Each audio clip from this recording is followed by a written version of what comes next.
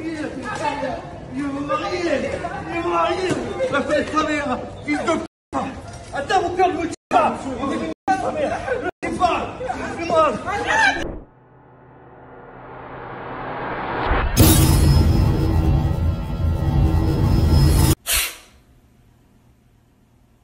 Petite vidéo. Alors, au départ d'un aéroport, il s'est passé quelque chose d'assez rocambolesque, des sauvages. C'est la première fois que j'entends parler d'une situation qui a autant dégénéré pour aussi peu. Donc, vous le verrez par vous-même, hein, vous ferez votre propre opinion. Ensuite, on va voyager, on ira à Bruxelles, en Chine, en Thaïlande, vous verrez par vous-même, il se sont passées des situations pour en fin de compte revenir en France. C'est waouh pour certaines choses qui arrivent. Vous le verrez par vous-même. Et ensuite, on soulèvera un problème qui a quand même été remonté et révélé, c'est-à-dire l'intérêt que certains ne semblent pas avoir, c'est-à-dire de mettre une nationalité sur tout ce qui est forme de délinquance ou forme de violence, de délit ou de crime. Donc voilà, c'est qu'on sait assez souvent qu'il y a certaines personnes qui commettent certaines actions, tu vois, mais on ne sait pas d'où ils proviennent. Comme ça nous donne une idée justement de ce qui se répète, de ce que l'on peut voir, et du coup, de ce dont il faudrait se méfier, voire même s'intéresser pour voir quel est le souci. Est-ce que c'est culturel? Est-ce que c'est autre chose? Ce qui, pour moi, encore une fois, a du sens. Et on terminera par un témoignage, enfin pas un témoignage, mais en tout cas un point de vue intéressant d'un Algérien sur la situation en France, voire même ailleurs. On commence sans plus tarder. C'est parti. Du coup, flash. Nice. Refus de payer un supplément de bagages. Le différend dégénère en bagarre à l'aéroport. Un couple en partance pour Mykonos a été interpellé après l'altercation filmée avec un agent. Allez, c'est parti. Il veut me marier. Il veut me marier. La fête de ta mère. Fils de p***. Attends, mon père ne me tue pas. Ta mère. Je sais pas. Je fais mal. C'est bon.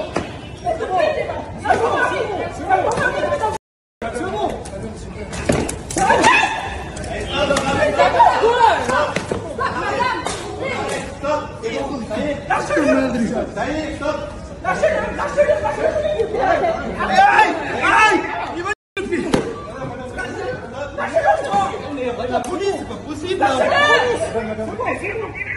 C'est bon. Arrêtez, messieurs, arrêtez. Sérieusement, vous avez 40 ans, arrêtez. C'est bon,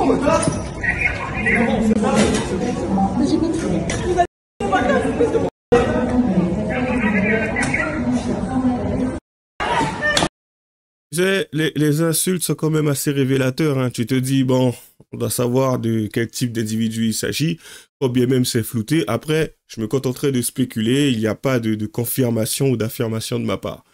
Mais bon, et du coup, c'est quand même assez drôle et bizarre en même temps. Tu te dis, mais pour un... Bon après, c'est la raison qui a été énoncée, hein, ça n'a pas été prouvé.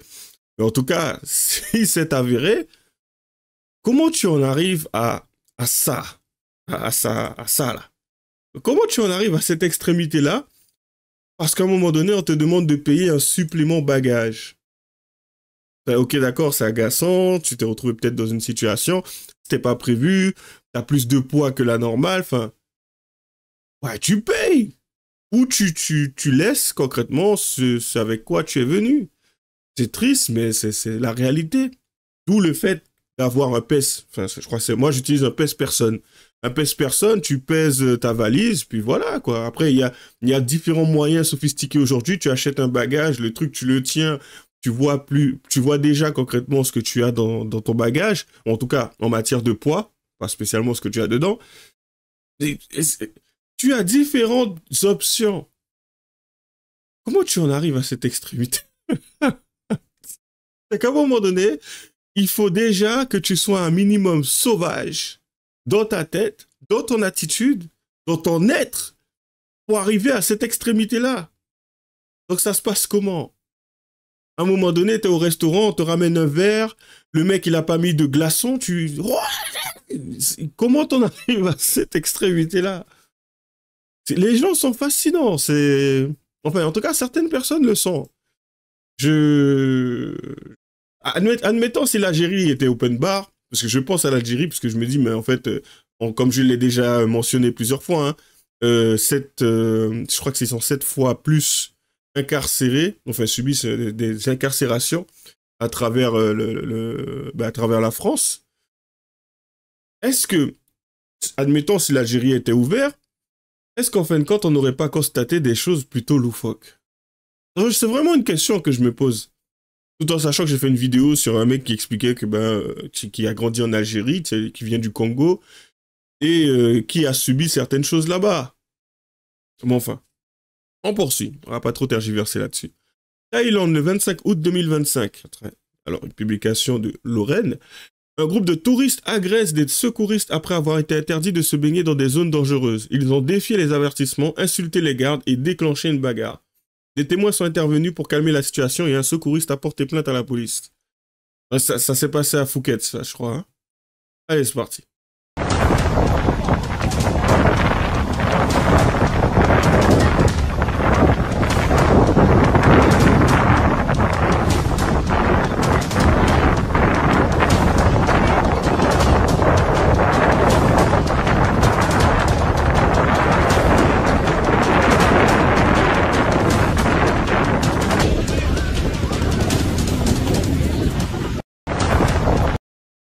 Intéressant ce qui se passe.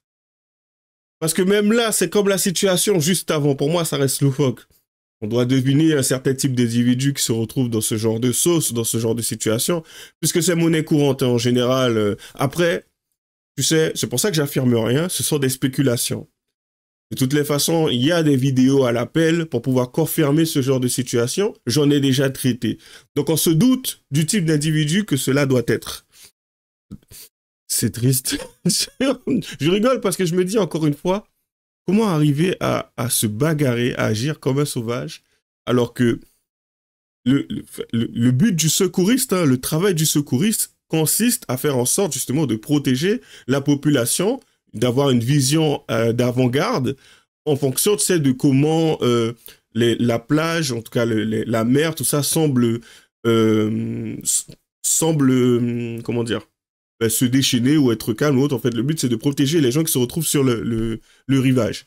Mais pourquoi, comment tu arrives à te bagarrer, à frapper quelqu'un qui, en fin de compte, te dit, ouais, la baignade est interdite, c'est une zone dangereuse. C'est pour toi, en fait. Ok, d'accord, tu voudrais être traité comme un adulte, mais dans ce cas-là, va dans un endroit où il n'y a personne qui la surveille. Comme ça, tu pourras mourir en paix. Les gens sont terribles.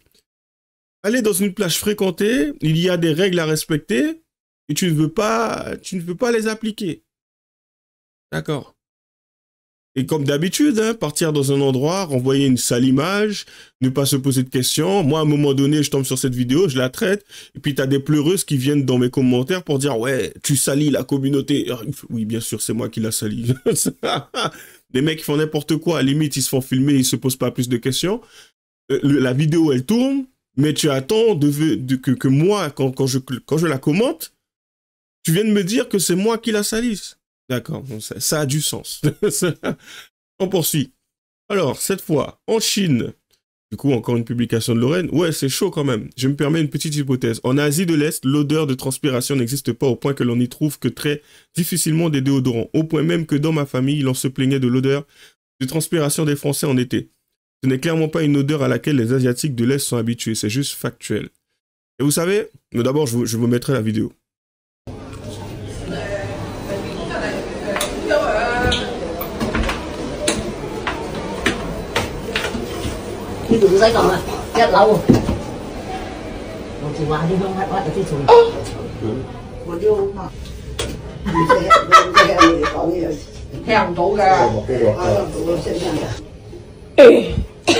What type of shit is this?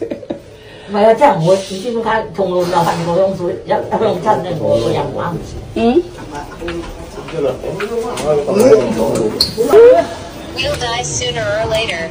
And Vous savez, là pour l'instant tout semble s'être bien passé.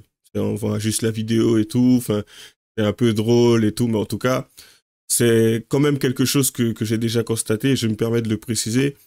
J'ai déjà vu des vidéos de personnes qui parlaient du fait qu'ils avaient reçu des commentaires par rapport à leur odeur dans le travail. Et à un moment, c'est... Je sais pas comment certains le prennent à ce niveau-là. Pourtant, c'est déjà arrivé. C'est... Si la personne te fait un commentaire vis-à-vis de l'odeur en question, si tu es noir ou autre, parce que c'était des noirs qui s'en plaignaient, tu m'envoies désolé, mais le but n'est pas d'être raciste. Parce que tu as des personnes qui ont soulevé l'idée même qu'en fin de compte, c'était raciste de venir leur faire ce genre de commentaires. Le raciste a bon dos quand même. Mais bon, j'ai trouvé intéressant de montrer cela parce que je me dis, je sens qu'à un moment donné dans l'année, il y aura quelqu'un qui viendra et qui va remettre cette histoire d'odeur au goût du jour. Et je dirais, ah oui, vous vous rappelez en août, j'ai fait une vidéo là-dessus. Mais bon, on va aller sur quelque chose d'un peu plus sérieux, des propos qui ont été tenus par une élue de gauche à Bruxelles. Allez, on commence sans plus... autant vous expliquer, puisque bon, c'est pas forcément français. Alors, cette dame élue de gauche dit que Bruxelles compte 19 communes, mairies, et que si on ne se plaît pas à Molenbeek, il faut aller ailleurs. L'an passé, Géolet avait dit, en Belgique, il y a des règles, on les respecte, si ça ne vous plaît pas, vous n'êtes pas obligé d'y rester. Lui, il a pris une vague d'accusations de racisme totalement injuste. Quand elle le dit, ça passe crème et n'aura certainement pas un tel procès. Allez, c'est parti. Si on dérange tant que ça, si on ne veut même plus nous voir, je veux dire, la région compte 19 communes. Ben, si à Molenbeek, apparemment, c'est invivable, hein, changez de bord, quoi. Allez-y ailleurs. Dégagez. Si on dérange... En fait, c'est quand même intéressant qu'elle dise ça parce que tu ramènes une autre culture à Bruxelles, concrètement. Les gens ont cette facilité de parler de diversité, de mixité ou je sais pas quoi. La France reste la France. C'est une évidence. La France reste la France dans le sens où il y a aussi une culture qui est en lien avec cette France, avec la population. D'ailleurs, que beaucoup de personnes connaissent. Ils font mine de pas connaître. Parce qu'on te parle de oui, la France, c'est tout, c'est une mixité, c'est le taco, c'est... Ah ouais. Je peux t'assurer qu'une personne venant de l'extérieur, quand elle vient en France, elle ne s'attend pas à voir une flambée de commerce où ils vendent des tacos. Elle est souvent choquée d'ailleurs. Hein? Voilà comment les choses se passent. Mais beaucoup ne le comprennent pas, beaucoup ne l'intègrent pas. Donc, bon. Et encore plus terrible pour moi, c'est cette facilité à parler de l'endroit où elle est comme si c'était quelque chose qui n'appartenait plus à la population qui était là de base, mais qui appartient à d'autres personnes, dont elle concrètement. C'est oui, si vous ne pouvez pas nous supporter, eh ben dégagez. Non, ça serait plutôt l'inverse, concrètement. Ils ne te supportent pas, c'est à toi de bouger. Pourquoi eux, ils bougeraient?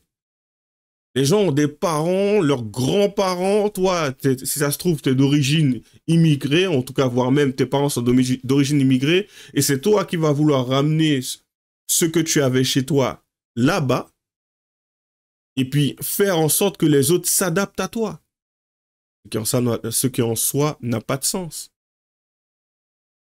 C'est sous prétexte que oui, il y a deux ou trois générations qui ont suivi pour pouvoir s'installer dans un pays. Et en plus de ça, dans cette famille, il n'y a jamais eu une forme d'intégration. Donc, ils vont ramener cette culture dans le pays en question et faire en sorte que... Vas-y. Certains n'ont toujours pas compris. Certains n'ont toujours pas compris. Ensuite, alerte info. Après une inspection sanitaire, la boulangerie d'Ayed et Belkacem a été fermée près du Mans en raison de la présence de cafards, de moisissures et d'asticots. Les gérants réfutent et évoquent du racisme. Comme j'ai dit, le racisme a bon dos. On l'utilise à tout bout de champ pour tout et n'importe quoi. L'inspection a révélé un état de propreté insuffisant, la présence de cafards, de nombreux insectes dans les pâtisseries en vitrine, mais aussi dans les sacs de farine et de sucre, ainsi qu'une absence de traçabilité des produits. Le gérant se défend.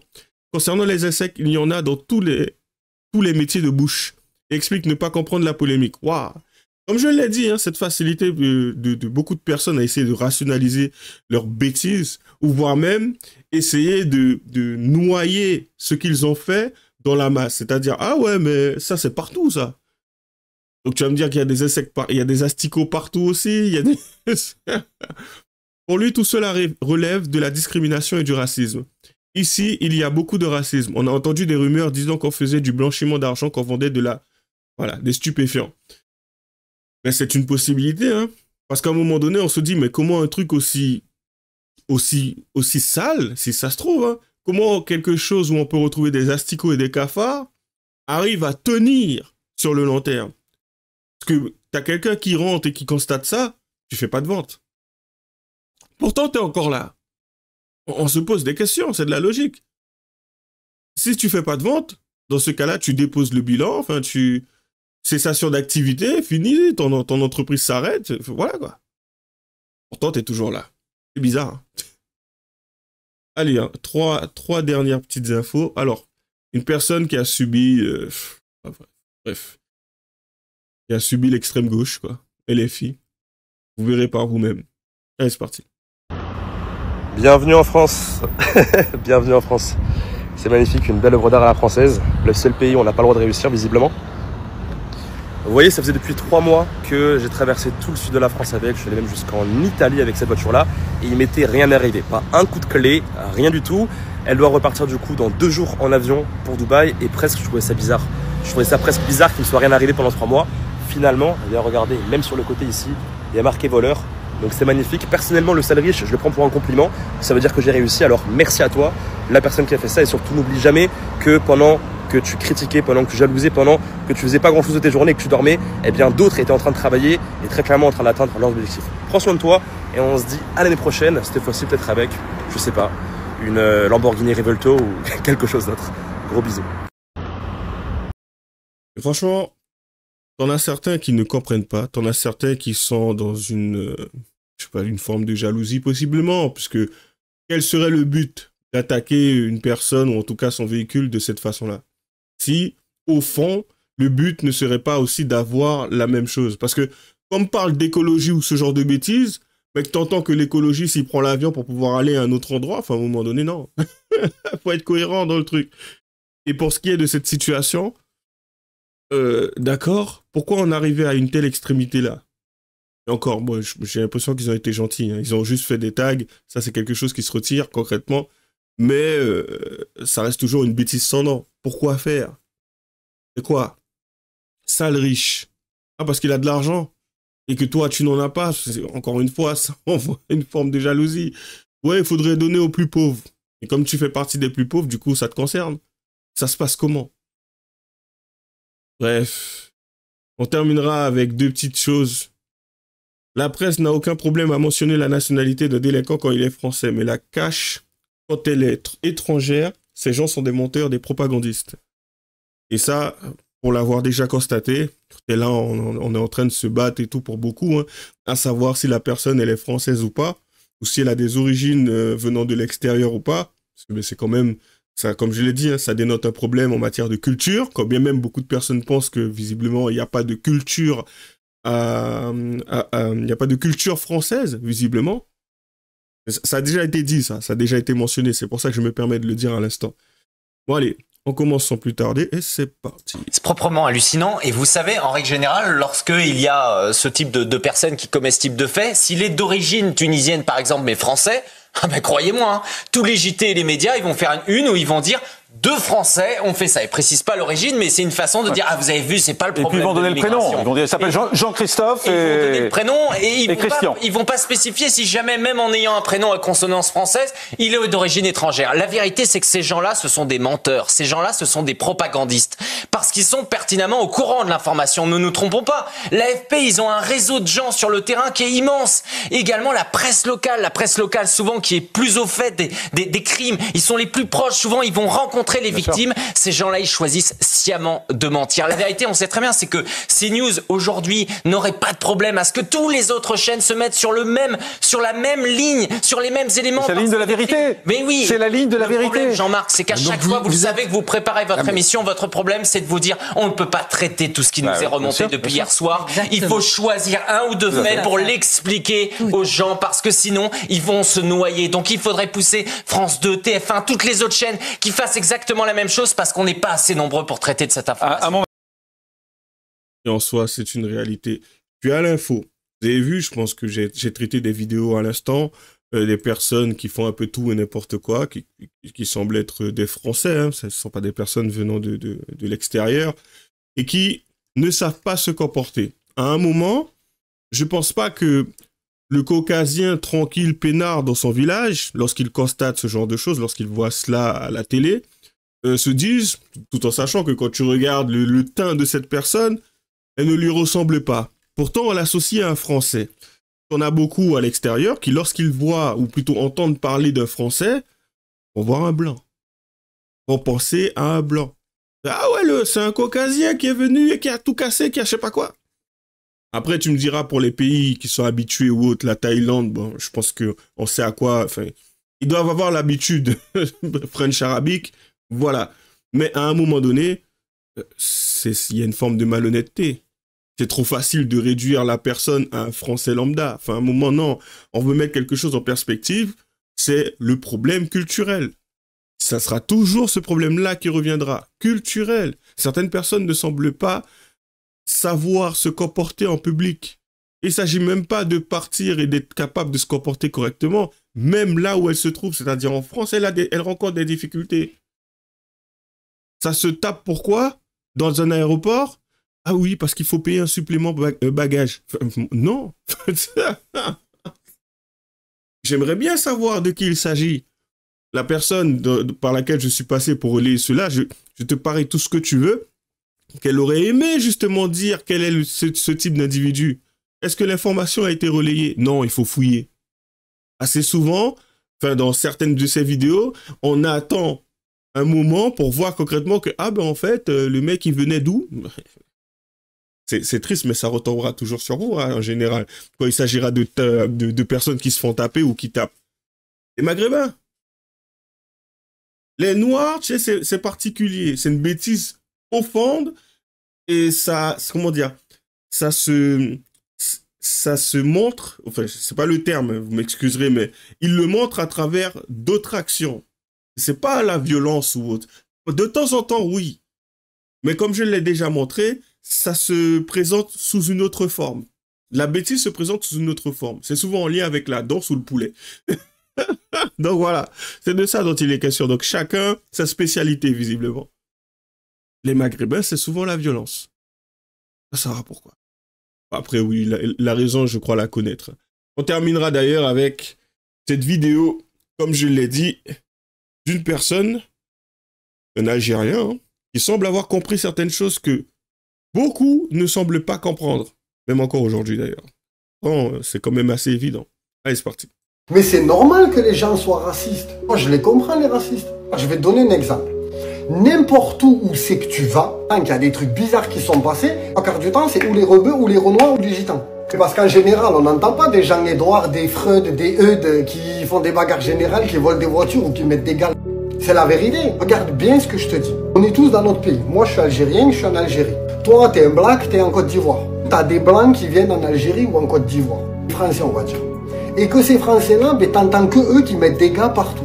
Des fois, ils cassent des voitures, des fois, ils volent, des fois, ils font des trucs, des fois, ils font des bagarres, etc. Est-ce que tu crois qu'à un moment donné, tu vas pas en avoir marre, il y a des blancs qui viennent faire ça chez toi? Et c'est ce qui se passe en France. La plupart des gens qui foutent la eh ben, tu m'excuses, mais c'est des gens qu'on vient d'ailleurs. Normal. Et c'est normal qu'à un moment donné, les gens ils pètent les plombs et que ça crée du racisme. Alors, je ne comprendrai jamais, je ne cautionnerai jamais le racisme, parce que si les gens qui viennent d'ailleurs, ils foutent la chez toi, ben, tu veux plus des gens d'ailleurs. Mais c'est normal que les gens soient... Alors, il dit qu'il comprendrait jamais le racisme, et pourtant, il vient pourtant d'expliquer d'où cela peut provenir. Je pense qu'il l'a compris, mais il n'a pas...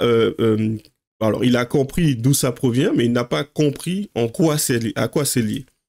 Pour autant, il a su l'expliquer. J'ai souvent dit, hein, la problématique des mots, des termes que l'on emploie, parfois, ça reste complexe.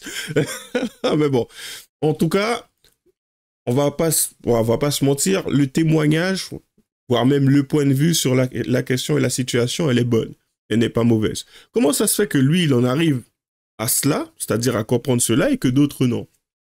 La mauvaise foi à un moment donné. Donc, ça serait pas mal que l'on nous donne les informations sur des personnes qui commettent ce genre d'exactions, que ce soit ailleurs ou en France, au lieu qu'on soit là en train d'attendre une semaine pour qu'on puisse finalement nous révéler que, ah ben en fait, le mec, ah ben c'est un Algérien. Ah ouais, sérieux. Ça, genre, ça se voyait pas sur le temps. Parce que quand on le mentionnait, certaines personnes disaient, ah ouais, vous avez confirmation de l'info? Ben, pas sûr pour ce qui est du fait que ça soit un Algérien, mais un Maghrébin, il y a de grandes chances. Et après, tu finis par le savoir. Hein. Enfin bref, on s'arrêtera sur ça. Comme d'habitude, lâchez les j'aime pas, les commentaires, les liens seront dans la description. Abonnez-vous à la chaîne si cela vous fait plaisir. J'ai un Tipeee au cas où si vous vouliez me faire un petit don. Bonne chance à nous. À la prochaine.